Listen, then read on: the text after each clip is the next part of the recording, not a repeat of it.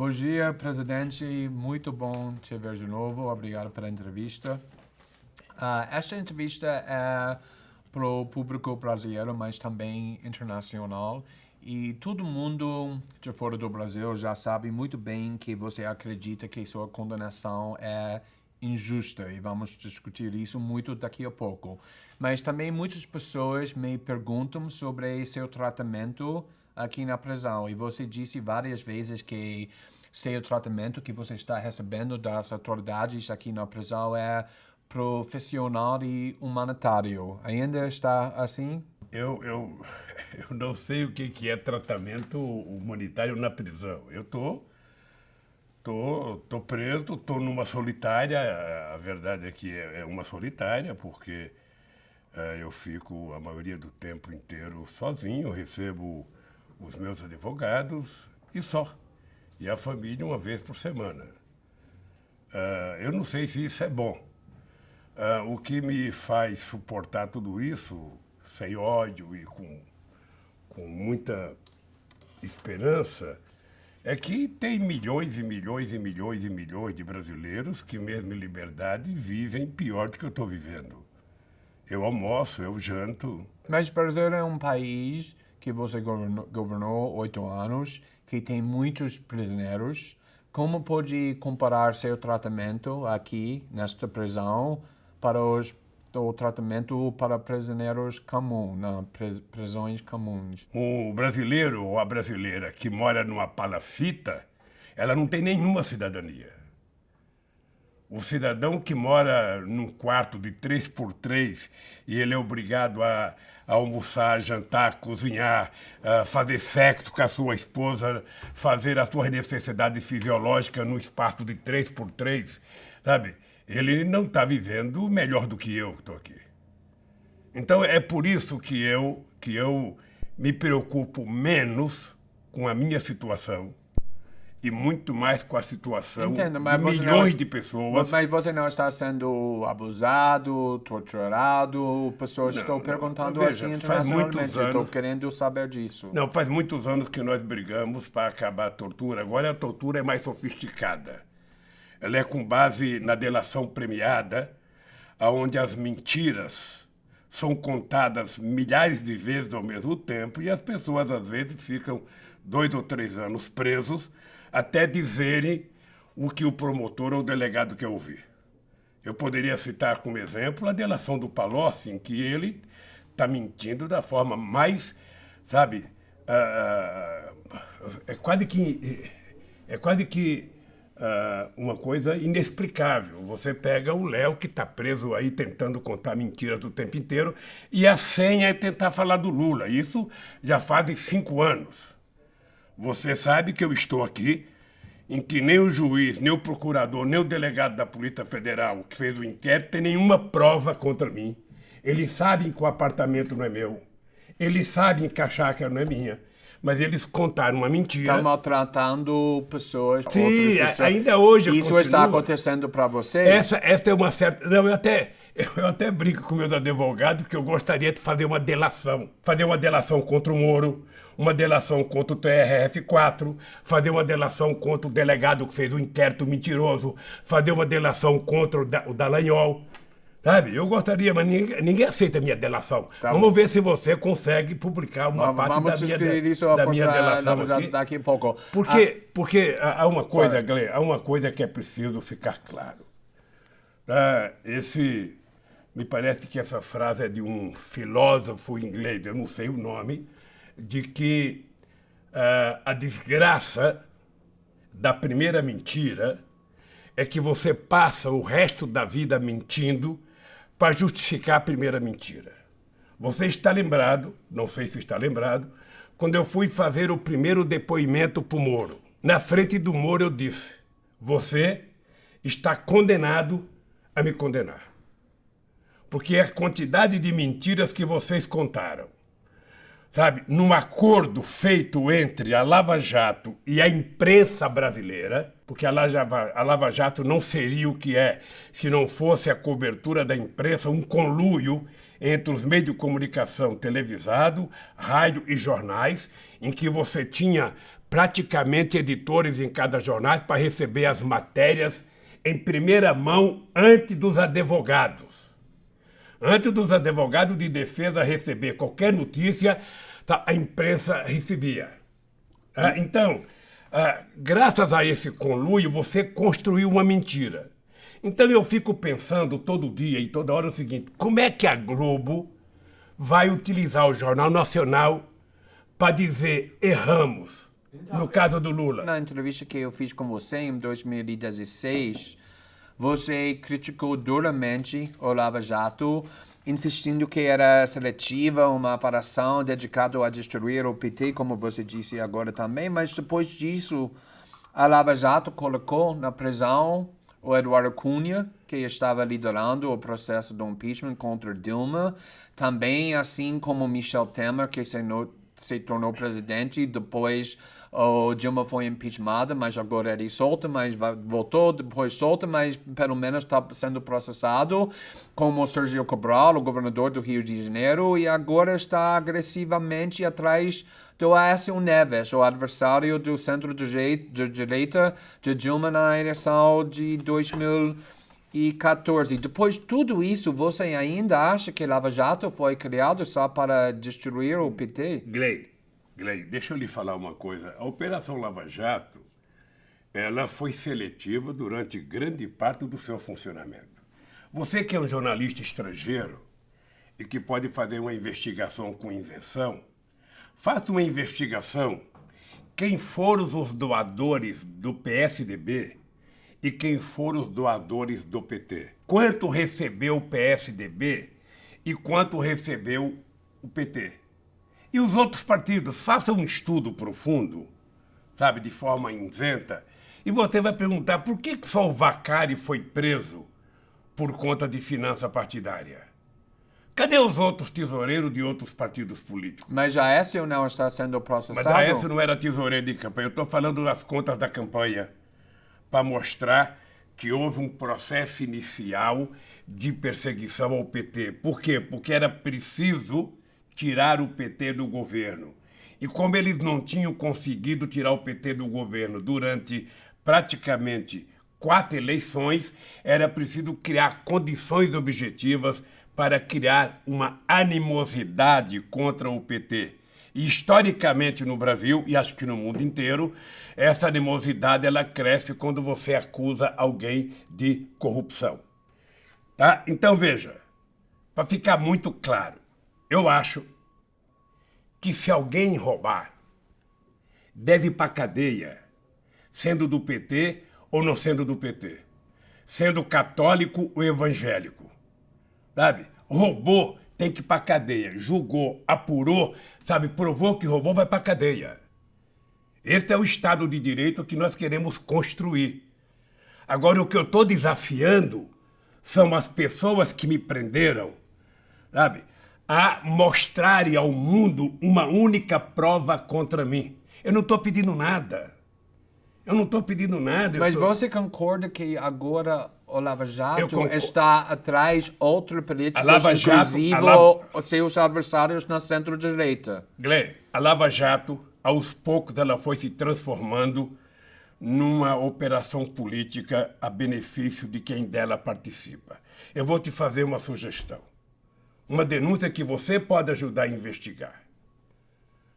Não faz muito tempo, nós fomos sabedores de notícias de que houve acordo feito no Departamento de Justiça nos Estados Unidos, em que o Dallagnol estava pegando para o Ministério Público, para a Operação Lava Jato, 2,5 bilhões de reais. Dos Estados Unidos. Dos Estados Unidos.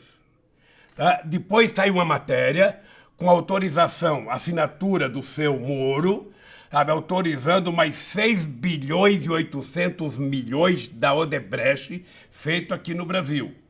E nós sabemos que tem acordos de dinheiro para a Lava Jato em várias outras empresas que agora eles não estão permitindo que se tenha acesso aos números. O PT, inclusive, está reivindicando junto à presidência da Câmara, para reivindicar junto à Caixa Econômica Federal, para que a gente possa saber quem é que fez acordo com a Lava Jato.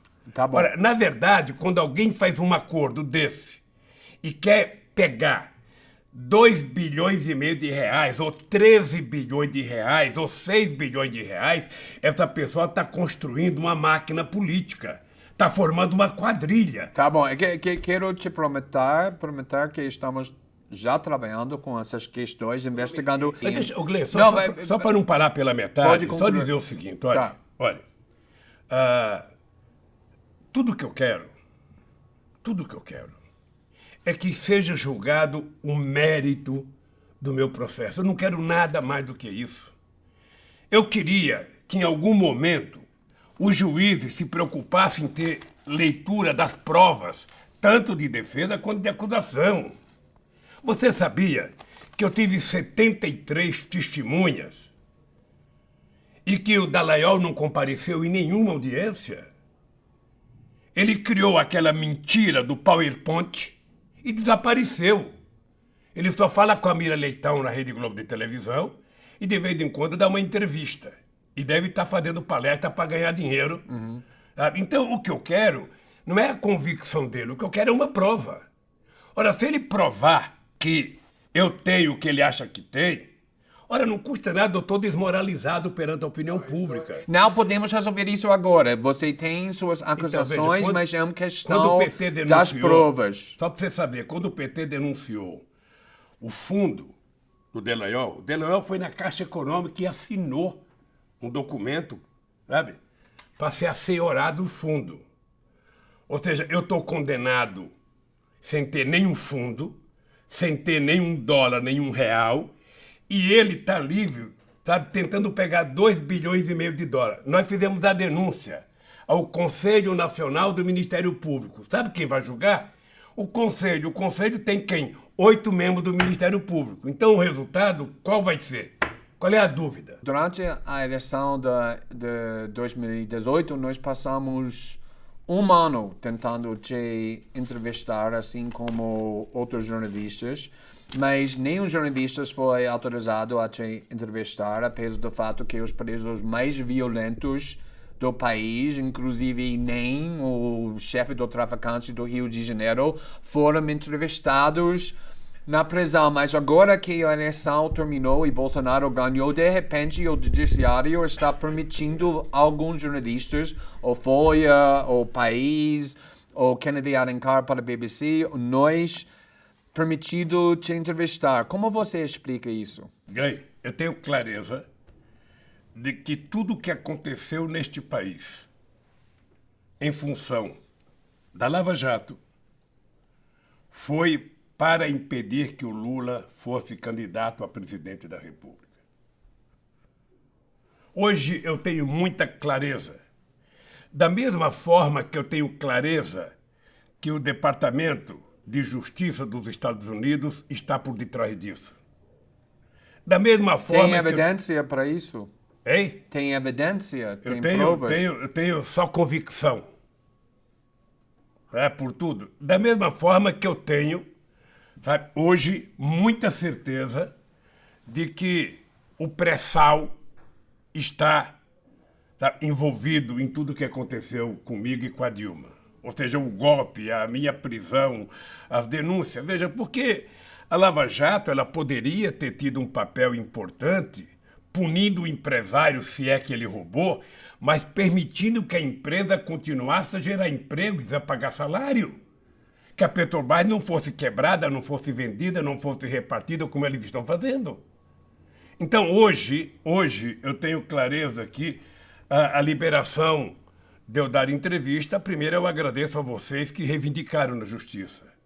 Era para mim ter dado entrevistas antes da eleição. Mas nós pedimos muito tempo Eu sei. antes E eu da eleição. eu sou agradecido porque vocês pediram, mas foi negado. Primeiro o ministro Lewandowski permitiu e depois foi vetado pelo presidente, acho que o Toffoli, acho que vetou. Eu sabia que estava sendo jogado um jogo. E eu sabia que o jogo era evitar que o Lula pudesse disputar as eleições. Por quê? Porque era tudo que a elite brasileira não queria, era que o Lula voltasse a ser presidente da República. Por quê? Se eles ganharam muito dinheiro no meu governo, se eles ficaram mais ricos no meu governo. Mas não era verdade que, por exemplo, o lucro dos bancos explodiu durante sua presidência? Eu não sei se explodiu, mas cresceu bem. Cresceu muito, não? Mas a verdade é que as pessoas mais pobres subiram um degrau Também. na escala social. E na medida que os mais pobres começaram a entrar em universidade, na medida que começaram a frequentar teatro, na medida que começaram a frequentar restaurante, na medida que começaram a frequentar aeroporto, isso começou a incomodar uma parte da elite brasileira. Mas, presidente, a situação da classe mais rica melhorou bastante também durante seu governo. Então, por que você acredita que essa classe que melhorou muito, que recebeu muito lucros durante seu governo, é contra seu voto? É que não é só uma questão econômica, é uma questão cultural. É importante lembrar que esse país faz pouco mais de 100 anos que acabou com a escravidão na lei, mas a escravidão continua na cabeça das pessoas. É por isso que quem é vitimado, sabe, pela polícia são os negros mais pobres. É por isso que os negros ganham metade do branco, é por isso que a mulher negra ganha menos que a mulher branca, é por isso que é o negro que tem menos escolaridade. Por quê? Porque você tem na consciência das pessoas o escravismo ainda preponderante. É uma coisa grave, mas ela é verdadeira. Isso não termina logo. Então, o que eu acho é que não é uma questão econômica, é uma questão cultural, é uma questão política, é uma questão sociológica. Mas vamos falar sobre essas questões culturais, porque seu governo foi responsável, por exemplo, para aprovar a lei das drogas em 2006. E esse foi um avanço porque diferenciava entre usuário e traficantes e melhorou bastante. Mas como resultado, essa lei fez com que aumentasse muito a população na prisão, especialmente pessoas negras e mulheres. Hoje, olhando à distância, como você avalia essa política de seu governo quando a população na prisão cresceu muito, bastante durante seu governo, o governo do Lula também, de Dilma também? Olha, deixa eu dizer uma coisa. Nós, entre 2003 e 2014, fizemos todos os mecanismos e aprovamos todas as leis possíveis de ser aprovadas para que você pudesse melhorar o sistema de funcionamento policial neste país, para você poder diminuir a corrupção e para você colocar bandido na cadeia. Tudo que você pegar no Ministério da Justiça, sabe, você vai perceber que o avanço aconteceu exatamente no período do PT. Nós não conseguimos resolver o problema da segurança pública nesse país. Tá? Mas nós criamos os mecanismos, inclusive mais civilizatório, para que a polícia tivesse um comportamento. Aparelhamos a Polícia Federal, criamos a Polícia Nacional, com o objetivo de fazer. Tá? Isso agora está sendo deteriorado. O PAC, você falou do NEM, na pergunta que você fez anteriormente. Que foi entrevistado na E prisão. eu lembro numa entrevista que o NEM deu para a revista, se não me falha a memória, Isto É, em que ele dizia que o presidente que mais tirou bandido da rua foi o PT, o governo Lula, porque com o PAC ele perdeu mais de 20 bandidos ligados a ele para ir trabalhar no PAC.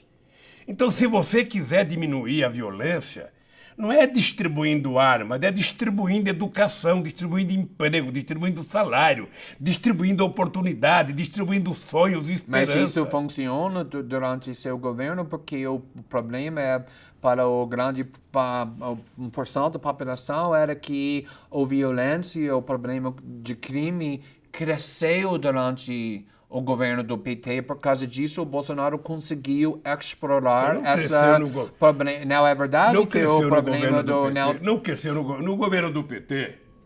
Nós fizemos a maior política de inclusão social da história de 500 anos do Brasil. Mas o crime durante seu governo desceu não, ou bem menor, piorou? bem menor. Agora, uma coisa no Brasil você tem que levar em conta. Uma coisa é quando você age com seriedade e você faz o registro de cada coisa que acontece, e a outra coisa é quando você diminui escondendo os crimes. O que nós fizemos foi uma coisa de muita transparência nesse país, e o objetivo era evitar que as pessoas mais pobres fossem vítimas. Quando você consegue garantir que um adolescente, sabe, possa ter um emprego, esse adolescente não vai ter que roubar um celular ou não vai ter que roubar um tênis. Esse adolescente não vai ter que matar uma pessoa para roubar uma jaqueta. Isso é primário. Quando você dá a esse jovem adolescente a oportunidade dele sonhar, eu posso ter um emprego, eu posso ir para uma escola técnica, eu posso ir para a universidade, esse jovem vai se agarrar a essa oportunidade. Entendi. Qual é o sonho que ele tem hoje? Nenhum. Nenhum. Agora quero discutir a situação política aqui no Brasil e a relação para a política internacional. Porque todo mundo tem muito interesse agora na situação aqui no Brasil por causa do governo Bolsonaro. E em 2015, nos Estados Unidos, era impensável que Trump pudesse ser eleito presidente dos Estados Unidos. Ninguém acreditou, mas agora ele é presidente. A mesma coisa no Reino Unido com a decisão de sair do EU. A mesma coisa na Europa com partidos nacionalistas e extremistas da direita. Um ano atrás, aqui no Brasil, ninguém acreditava, era impensável que Bolsonaro fosse eleito presidente do Brasil, mas agora ele é. Eu sei que você acredita que a vitória do Bolsonaro foi por causa de coisas únicas ao Brasil, como os ataques da mídia ao PT, e vamos discutir isso daqui um pouco, mas para agora você vê a eleição do Bolsonaro também como parte desse padrão no mundo democrático de partidos extremistas de direita vencendo e derrotando os partidos da centro-esquerda? Olha, no processo democrático no mundo inteiro, a rotação e a alternância de poder é uma coisa normal. Isso vale para os Estados Unidos, vale para a Alemanha, vale para o Brasil, vale. Uma eleição ganha a direita, outra eleição ganha a esquerda, uma outra eleição ganha... Mas a direita está ganhando muito, agora, muito países. Veja, nós tivemos um período muito extraordinário na América Latina. Um período de mais crescimento, de mais distribuição de renda, de mais inclusão social na América Latina, aconteceu de 2000 a 2014. Com a eleição de Kirchner, Lagos, Cristina, Kirchner, Lula, Evo Morales, Chaves, Rafael Correa, foi um momento de ouro da América Latina. Agora você está vivendo um momento da extrema-direita que estão fracassando de forma absurda. O Macri é um desastre na Argentina e ele é a solução. Tem um livro... Por que isso está acontecendo? Tem um livro do Mia Couto, que é um grande escritor moçambicano, que tem uma frase que é o seguinte: em tempo de terror, escolhemos monstros para nos proteger. Ora, quando você cria o ódio na sociedade, quando você cria a antipolítica, quando você tira a esperança de qualquer pessoa, sabe, nas instituições existentes, ou seja, qualquer coisa vale. Qualquer coisa vale. Eu sei que os americanos não acreditavam que o Trump tivesse a menor chance. E por que o Trump ganhou as eleições? Não foi por causa do Putin, como eles tentam falar. É por causa da mentira do fake news, como aqui no Brasil. Só por causa disso? Não, só por causa disso, por causa do desemprego, por causa da desesperança e por causa do discurso, sabe, do Estado Nacional forte, que é sempre uma coisa importante. Né? Ou seja, quando o Reagan e Margaret Thatcher criaram a chamada globalização, na moda dos anos 80, era você falar que moderno era você ser globalizado, abrir a economia para todo mundo, deixar o capital transitar à vontade, embora o povo não pudesse transitar. Agora que a globalização começou a criar problemas para os países desenvolvidos, sobretudo para os Estados Unidos, o Trump encontrou um discurso fácil de falar. Os Estados Unidos para os americanos, emprego para os americanos. Mas, presidente, sobre Trump, né, nos Estados Unidos não é bem conhecido que tem muitas pessoas que votaram no Obama em 2008, 2012 e depois votaram no Trump em 2016. E aqui no Brasil temos a mesma coisa. Muitas pessoas que votaram em você e depois na Dilma votaram no ano passado no Bolsonaro. Como você explica isso? Eu posso te dizer uma coisa? Eu conheço razoavelmente bem a Hillary Clinton. Era muito fácil você encontrar uma pessoa mais popular do que ela. Para ganhar, ela não era uma figura simpática. Então a eleição do Trump se deveu ao fato dele ter um discurso correto para os operários brancos, sabe, da indústria automobilística que estavam ficando desempregados. Ele prometeu o óbvio emprego para o povo americano. Prometeu brigar com os chineses para o povo americano para gerar emprego. E isso fez ele ganhar as eleições. Olha, obviamente que pode ser que muita gente do Obama votou nele, como aqui no Brasil pode ser que muita gente que votava no Lula votou no Bolsonaro, até porque o Lula não era candidato. Se o Obama fosse candidato, eu não sei se os votos iriam para o Trump. O fato concreto é que eu não sei, apesar da performance extraordinária do Haddad, eu não sei se eu tivesse candidato, se as pessoas iriam votar, alguns eleitores do PT, votar no Bolsonaro.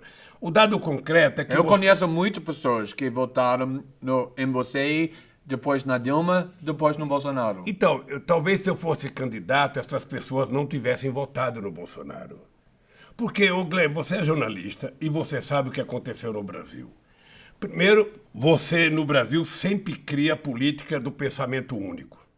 O Fernando Henrique Cardoso teve 8 anos de pensamento único favorável, eu tive 8 anos de pensamento único contrário, depois a Dilma teve um pouquinho favorável, quando a imprensa tentava dividir a Dilma do Lula, depois não deu certo, aí passou a ser contra. E aí, quando se criou a ideia do impeachment, aí virou 100% contra. Você foi criando um clima de ódio na sociedade, tentando culpabilizar o PT por toda a desgraça do Brasil, sabe? E quando chega as eleições, não tinha nenhum candidato de direita, eu diria direita normal, porque o Bolsonaro, você poderia hoje comparar ele ao Nero, quando tocou fogo em Roma. O Bolsonaro já está há quase 5 meses no governo e você não ouviu a palavra ainda crescimento, desenvolvimento, investimento, geração de emprego, distribuição de renda. Essa palavra saiu do dicionário. A única coisa que você vê é gente apontando o dedo para você toda hora. Eu não sei se você percebe que esse gesto aqui é o gesto de quem fazia Lula antes. Acho que o Bolsonaro aprendeu a fazer assim, porque deve ter feito muito assim nas minhas campanhas presidenciais. Ou seja, o país está abandonado. O país só se fala em corte e reforma da Previdência, prometendo à sociedade... Mas abandonando por quem? Porque em sua entrevista à Folha e ao País, você atribuiu a ascensão do direito nacionalista a fracassos do neoliberalismo. E eu gostaria de saber sobre essa questão do fracasso do neoliberalismo aqui no Brasil, mas internacionalmente também. Como que é o relacionamento entre o sofrimento da população e o fato que a população está abraçando pessoas na direita extremista, como Bolsonaro, como outros líderes no mundo democrático? O neoliberalismo, como surgiu na época da globalização, ele está perdendo em tudo quanto é lugar. E não está perdendo para a esquerda, ele perde para a direita. Perde para a direita.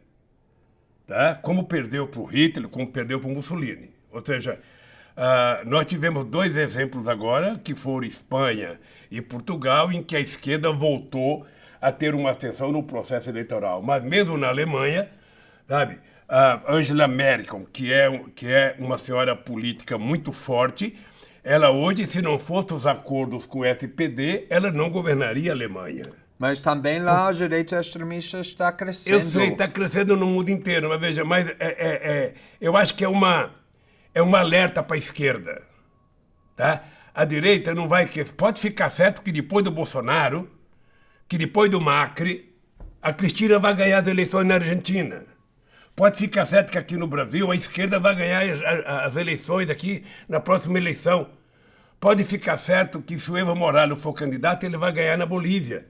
E assim em vários estados. Eu espero que os americanos tenham juízo e não permita a continuidade do Trump como presidente americano, porque não é um problema para os americanos. O Trump é um problema para o mundo. Ele tem que saber que, pela importância dos Estados Unidos da América do Norte com o mundo, ele não pode tomar decisões sem levar em conta os reflexos da decisão dele, sabe? No mundo. Ele não pode, ele tem que pensar antes de tomar decisão. Não pode ficar ameaçando guerra para tudo quanto é lado, ameaçando atacar, ameaçando... Chega! Chega de mentira como a do Vietnã, chega de mentira como o Iraque, chega de mentira como a Líbia. É preciso parar, o mundo precisa de paz. O mundo precisa de paz, o mundo precisa de escola, o mundo precisa de livro, não de armas, o mundo precisa de emprego. Eu às vezes, Glenn, fico irritado porque na reunião que nós fizemos do G20 em Londres, foi a primeira reunião que o Obama participou, a gente tinha tomado decisões importantes para enfrentar a crise de 2008. E uma das possibilidades era que os países ricos, na medida em que tinha diminuído o consumo interno, que eles facilitassem o financiamento para os países pobres se desenvolverem, se modernizarem, comprarem máquina nova, ter acesso a ciência e tecnologia. Isso não foi feito, voltou o protecionismo. Mas, presidente, isso é uma crítica comum para PT também, que embora você e Dilma tenham uma reputação e um passado político de esquerda, a forma que você governou era neoliberal e existem inúmeros exemplos citados do fato que já discutimos o lucro do banco que explodiu durante sua presidência, assim como o Partido Democrata nos Estados Unidos é financiado por Wall Street e pela Vale do Silício. O PT foi financiado pelas suas empresas mais ricas aqui no Brasil, Odebrecht, o AS, JBS e muitos bancos. Você implementou uma reforma da Previdência em 2004, o Dilma implementou a solidariedade em 2014, a hidroelétrica de Beramonte, que os ativistas do meio ambiente e indígenas era contra, você cortou os impostos para pessoas mais ricas. Se você acha que a vitória do Bolsonaro foi causada pelos fracassos do neoliberalismo, você acha que o PT também construiu isso? Não, Glenn, eu não vou responder essa pergunta agora sem antes responder a quantidade de coisas que você falou do PT e do meu governo. Não, quero que você responda. É importante ter em conta o seguinte. Quero que você faz. É importante ter em conta o seguinte. É uma crítica comum, estou perguntando por causa disso. No meu governo, eu nunca disse que era um governo socialista. Primeiro, quando você ganha uma eleição, você tem que estabelecer qual é a correlação de forças que você vai ter para você poder executar as suas políticas. É importante lembrar, querido Glenn, que eu fui eleito presidente da República num parlamento de 513 deputados, eu tinha 91 deputados. O Bolsonaro tem 50. 51. Ele vai precisar muito mais do que eu construir uma correlação de força favorável para ser aprovada as coisas que ele quer. Não adianta ficar dizendo a velha política, a velha política é ele. Ele é um cara que teve 28 anos de mandato. Ele é a velha política. Eu sou a nova. Eu só tive 4 anos de mandato de deputado e não quis mais ser deputado. Ele teve 28 anos. Então, parar com essa bobagem de nova política e velha política. Parar com essa bobagem.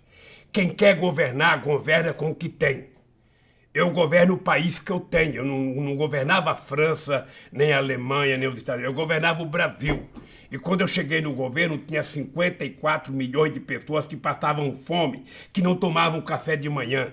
E eu tinha assumido o compromisso que no término do meu mandato, cada brasileiro iria estar tomando café, almoçando e jantando. É por isso que eu, mesmo sendo o único presidente que não tem o curso universitário, e também não troco o meu por alguns que têm, sabe? Não troco o meu por alguns que têm, sabe? Sou o presidente da República que mais colocou estudante na universidade, que mais fez universidade federal, que mais fez escolas técnicas na história do país, que mais fez política de transferência de renda, que mais aumentou o salário mínimo, que mais fez assentamento do sem terra. Mas como Por pode quê? explicar o sofrimento da população que trouxe Bolsonaro na presidência Por que eu fiz isso? depois de 14 anos do PT? Por que eu fiz isso, querido? Por que eu fiz tudo isso? Sabe, que eu acabei de dizer? Porque eu entendo que se alguém quiser resolver os problemas do Brasil, alguém tem que utilizar a palavra povo. Alguém tem que olhar para as pessoas e enxergar um ser humano. As pessoas não podem enxergar um número. As pessoas não podem enxergar uma dívida. Você quer diminuir a dívida pública do Brasil? Faça a economia crescer. Você quer diminuir o déficit da Previdência? Gere empregos. Por que em 2014 a Previdência era superavitária? Porque nós criamos 20 milhões de empregos com carteira assinada. Porque nós legalizamos 6 milhões de microempreendedores individuais. Coloque a economia para funcionar. Só fala em corte. Ora, fala em crescimento, desenvolvimento. Olha para o povo, não olha para os bancos. Olha, como é que você pode imaginar um país crescer tendo um presidente batendo continência para a bandeira americana? Não, mas estou perguntando porque era você que culpou a ideologia de neoliberalismo para o crescimento do Bolsonaro e outros extremistas. E estou tentando entender a diferença entre como você governou e o Dilma governou e essa ideologia. Quais diferenças você está vendo? Glenn, nós começamos a nossa entrevista, eu comecei dizendo que o grande problema do PT não foi o erro do PT. O grande problema do PT foram os acertos do PT. Ou seja, na América Latina, toda vez que apareceu um presidente que tentou fazer política social, ele foi derrubado. Todas as vezes. A elite brasileira e a elite de outros países não aceitam uma política de desenvolvimento que tem inclusão social. Então, o PT conseguiu fazer, isso não é dito por mim, é dito pela ONU. O PT conseguiu fazer a maior política de inclusão social da história deste país. É importante lembrar que no nosso governo foi o único momento na história em que os mais pobres tiveram um crescimento percentual acima dos mais ricos. Não que os ricos não ganharam, mas que os pobres cresceram percentualmente mais. Foi a única vez e começou a incomodar. Você deve ter ouvido no aeroporto do Galeão, no aeroporto de Congonhas, o aeroporto parece uma rodoviária.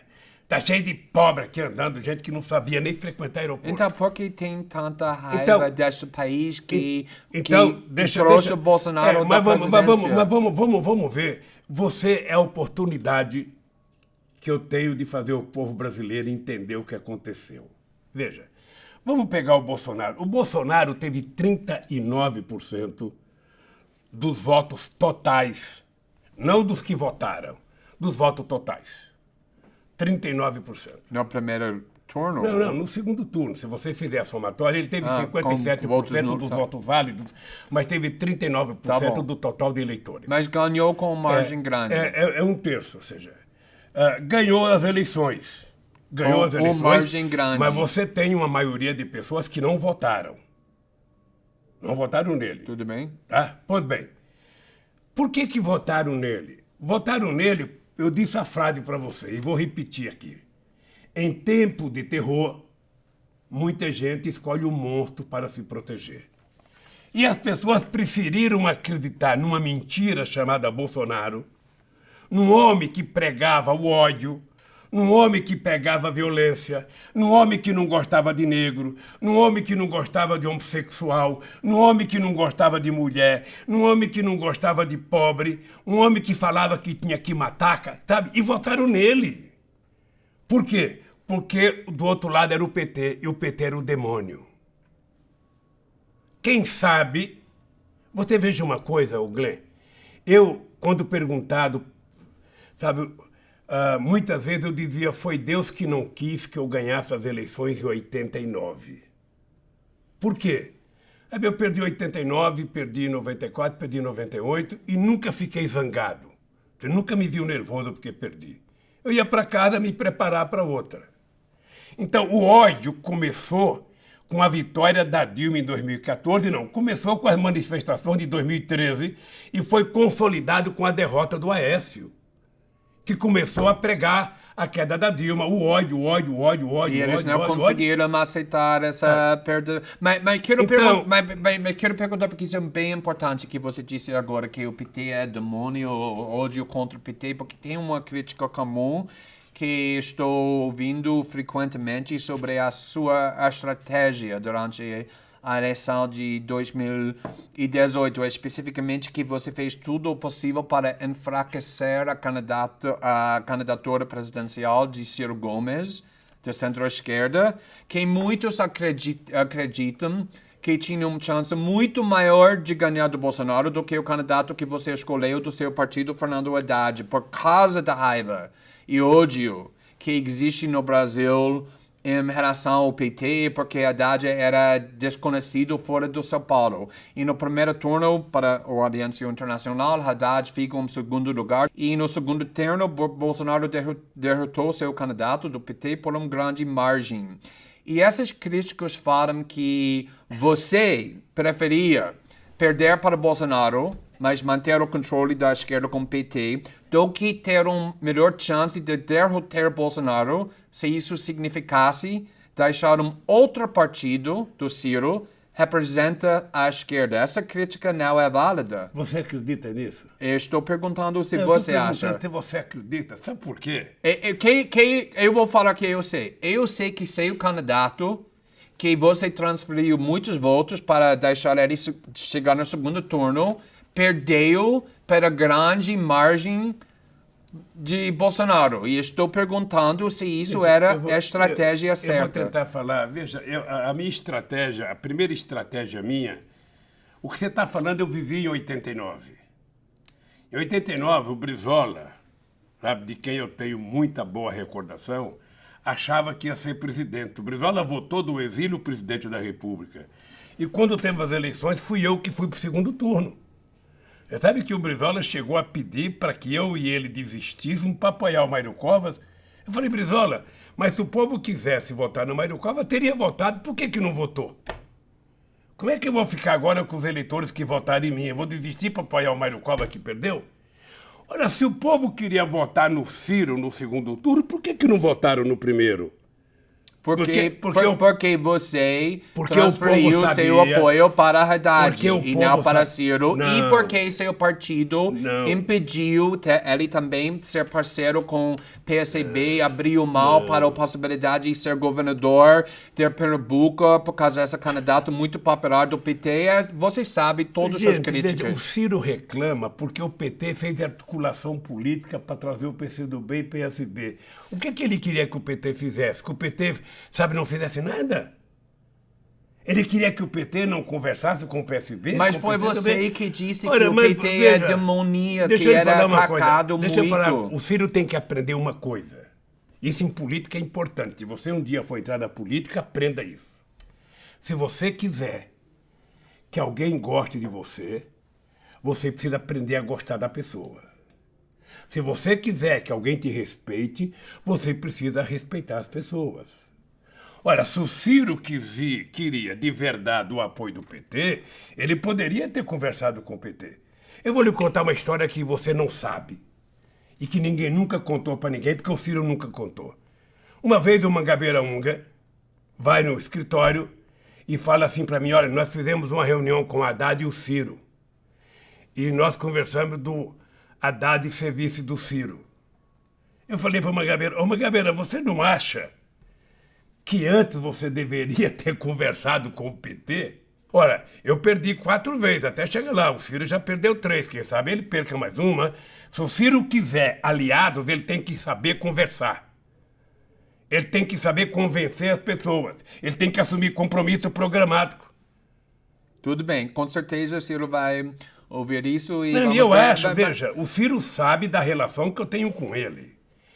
Eu sempre tive uma relação de muito respeito com o Ciro e sou agradecido ao Ciro de ter participado do meu governo. E vou lhe dizer mais, eu era contra o Ciro ser candidato a deputado e convidei ele para ser presidente do BNDES. Mas exatamente por causa disso, ele sentiu que ele tinha uma chance muito maior do que o candidato que você botou no segundo lugar, no segundo turno. Mas tudo bem, vamos... Mas deixa eu lhe contar mas, por exemplo, eu quero usar essa oportunidade para discutir um pouco sobre o desafio da esquerda internacional, porque é muito importante, porque você é uma das únicas grandes lideranças da esquerda dos últimos 20 anos que conseguiu vencer eleições nacionais em um grande país, alcançando os mais pobres e marginalizados. E acho que isso é bem importante para ouvir que você pensa sobre os problemas que a esquerda internacional está enfrentando, porque na maioria dos países do mundo democrático, inclusive aqui do Brasil, a esquerda está com grande dificuldade em atrair o apoio desses grupos, enquanto atraem o apoio dos classes mais ricas, com pessoas com mais educação formal, universitários. Eu quero saber o que falta à esquerda mundial e brasileira fazer, que você foi capaz de fazer, para se reconectar com o povo. Olha, eu em 2008, na crise econômica, eu descobri que o mundo estava sem liderança. Eu participei de muitas reuniões com os 20 principais presidentes dos países do mundo e eu notava que as pessoas estavam sem saber o que fazer. E a minha preocupação, por exemplo, com a União Europeia, era que a União Europeia tinha ficado muito burocrática, ou seja, não era os políticos que falavam, era a burocracia que falava, era a comissão disso, a comissão, tudo tem uma comissão para resolver e o político não decide. Eu achava isso muito ruim, sabe? E nos Estados Unidos, o Obama também não tinha instrumentos. Bem, o que eu acho que a esquerda tem que fazer? Eu acho que primeiro a esquerda precisa, sabe, tem esquerda que tem 100 anos de experiência, 150 anos de experiência, 80 anos, o PT tem 40 anos de experiência. E eu acho que a experiência do PT é muito exitosa. O PT, alguns dizem que o PT se distanciou do povo. Olha, o PT precisa eu diria, voltar, não às suas origens, porque você não governa para um partido, você governa para a sociedade. Quando você ganhar as eleições, você tem que governar para todo mundo. Você pode escolher preferencialmente quem é que você vai atender, mais ou menos. Mas você tem que governar para todo mundo, tem que respeitar todo mundo, tem que gostar de todo mundo, tem que atender todo mundo. Foi assim que eu fiz. Eu duvido, Glenn, que você encontre num país, na época do meu governo, um prefeito, ou um governador, ou um deputado de um partido adversário que tenha falado mal do meu governo. Duvido. Mas quero perguntar porque sobre... todos foram tratados Não, concordo. Você saiu com 86% aprovação. E uma das partes mais importantes, na minha opinião, do seu apelo político foi a sua infância e formação, que você vem da pobreza, que você não aprendeu a ler até 10 anos, era trabalhador desde cedo, como milhões de brasileiros. E eu quero saber se você acha que é importante que os partidos da esquerda sejam mais representados por pessoas que não aprenderam sobre pobreza na faculdade como teoria, mas que cresceram na pobreza e, portanto, entendem essa experiência na pele, podem falar com credibilidade com o povo sobre pobreza, sobre essa experiência. E você acha que a esquerda brasileira, a esquerda internacional tem isso agora, como você conseguiu fazer? Olha, eu acho que a esquerda tem muita gente bem estudada, bem intelectualizada, que pode fazer isso. O que nós precisamos... Mas é a mesma coisa, ter experiência? O que nós precisamos é criar compromissos. Não é possível você governar num país... Você está lembrado qual foi a atitude que eu tomei quando eu ganhei as eleições? Claro. Você está lembrado que eu coloquei todo o ministério num avião e levei todos os ministros para os 4 lugares mais pobres do Brasil? O que eu queria com aquilo? Eu queria que um Meirelles, que era banqueiro, eu queria que um Palocci, que era médico, eu queria que um Furlan, que era empresário, conhecesse uma palacita, que visse o homem e a mulher no mesmo lugar que eles defecavam, eles comiam. Eu queria que eles vissem a quantidade de meninas, sabe, com 2 ou 3 filhos, com pai desaparecido. Eu queria que eles vissem o Vale do Jequitinhonha, eu queria que eles conhecessem o mundo tal como ele é, não o mundo de Brasília. Então a esquerda ela tem que assumir compromisso. Você não vai conseguir governar se você não definir para quem que você quer priorizar. Para quem que eu vou governar? Eu gosto de todo mundo, eu gosto do Glenn, eu gosto do Lula, mas eu tenho que escolher. O Glenn come todo dia, o Glenn está estudando, o Glenn tem carro, o Glenn, sabe? Então ele não é a minha prioridade. A minha prioridade é as pessoas mais pobres que não têm e que precisam ter o mesmo que ele tem. Mas para fazer isso, você acha que é importante para ter candidatos que vêm desses bairros, que vêm da pobreza e não parece muito acadêmico? Não, nós temos que preparar. Eu sou de preferência que a gente consiga candidatos que tenham na sua origem as lutas populares correndo no seu sangue, na sua veia. Mas, obviamente, que tem muita gente boa, sabe, que não é de origem pobre, mas que assumiu o compromisso. Óbvio, mas também precisa candidatos... É lógico. Por isso é que o partido... Acho que ele está faltando isso aqui no Brasil. Eu acho que está faltando organizar mais gente para participar, mais mulheres, mais negros, mais índios. Tá bom, tenho 5 minutos, preciso te perguntar sobre... Eu vim te avisar, você não vai perguntar da Venezuela, não? Mas preciso te perguntar sobre isso, porque todo mundo vai me matar, porque uma das maiores preocupações internacionais sobre a situação aqui no Brasil é a Amazônia, devido à importância que isso representa para a capacidade do ser humano de proteger o planeta de desastres climáticos catastróficos. Você acredita que a Amazônia está em perigo por causa do governo Bolsonaro? Acho. Como? Acho, veja, porque eles não têm limite. Como eles só sabem destruir, para ele a biodiversidade e o ecossistema dos biomas brasileiros vale muito pouco. O que eles querem é destruir, sabe? E eu me preocupo porque a sustentabilidade e a defesa da Amazônia está dentro de uma política de soberania nacional. O Brasil tem, sabe, quase 16 mil quilômetros de fronteira seca com 10 países. O Brasil tem quase 8 mil quilômetros de fronteira marítima. O pré-sal fica a 200 milhas de distância das nossas praias e, portanto, está quase em águas estrangeiras e nós precisamos proteger. O Brasil tem 12% da água doce do mundo. O Brasil precisa, então, colocar, sabe, as nossas fronteiras, o nosso povo, a nossa floresta, a nossa fauna, a nossa biodiversidade, como se fosse um patrimônio da humanidade, mas subordinado à administração e aos interesses do Brasil. Né? Colocar a questão da ciência e tecnologia, a indústria de fármacos pode ter na Amazônia uma fonte extraordinária de produção de soluções para N doenças no mundo. Então, o Brasil precisa tomar cuidado. Eu tenho orgulho, porque eu participei da COP15 em Copenhague, quando nós assumimos compromisso, depois a Dilma assumiu o compromisso em Paris. Ou seja, eu tenho... Mas você foi criticado também ao Marina Silva, cuja causa era meio ambiente do seu governo, um protesto. E agora todos nós somos mais conscientes sobre o perigo que nosso planeta enfrenta. Então, tem coisas que você teria feito diferente sabendo disso? Glenn, você sabe que eu descobri alguns valores da minha mãe quando ela morreu.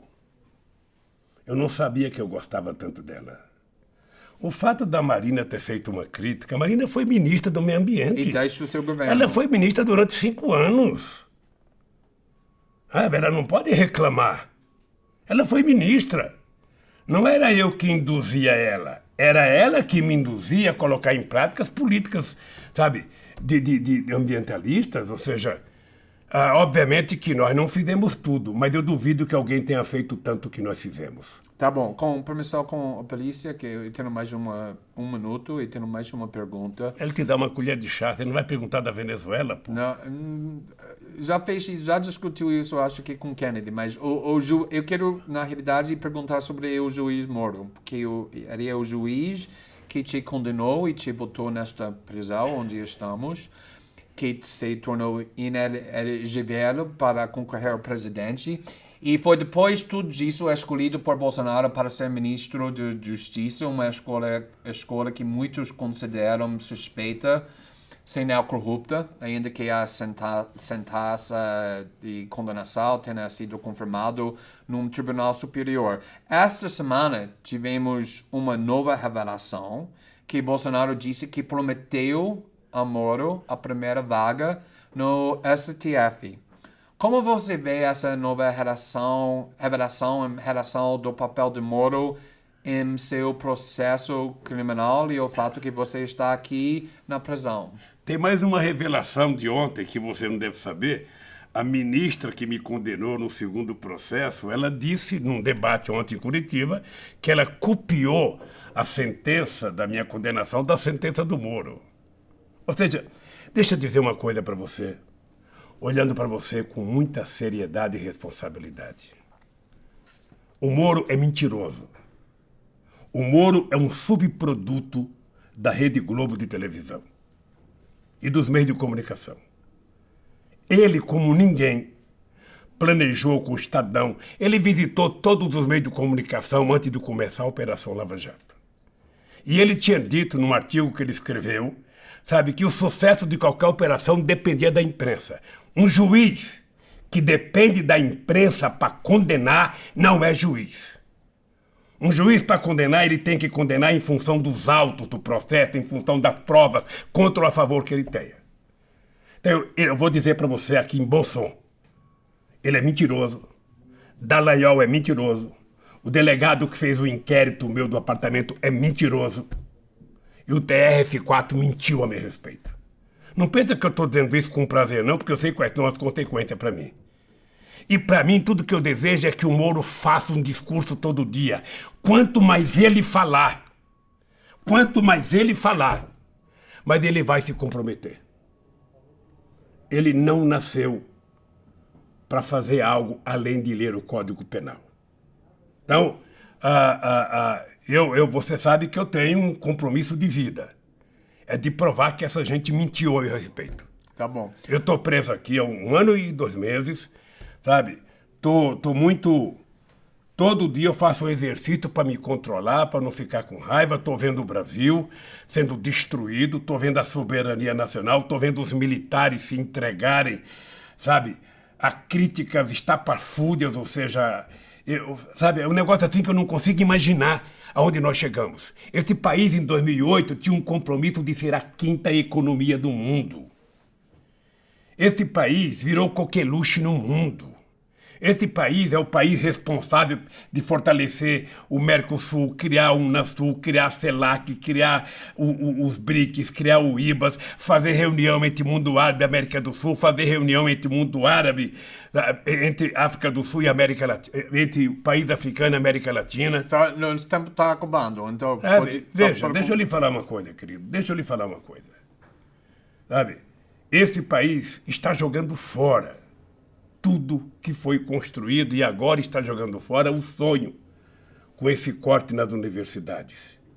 Não é possível que esses ignorantes, alguns com diploma universitário, não saibam que não tem nenhum investimento mais promissor para o futuro de um país do que escola, do que educação.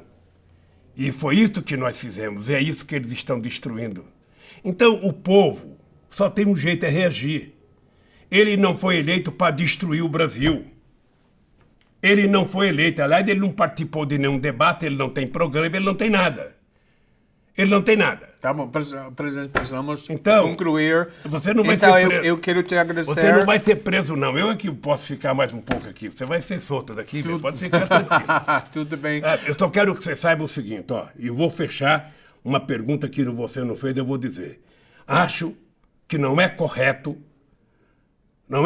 o tratamento que estão dando à Venezuela. A Venezuela, ela tem que ter soberania, tem que ter autodeterminação, e a Venezuela é um problema do povo da Venezuela e não um problema dos Estados Unidos. Trump cuide dos Estados Unidos e deixe de se meter onde não é chamado. Presidente, muito obrigado pela entrevista de novo, mais uma vez. Obrigado a você.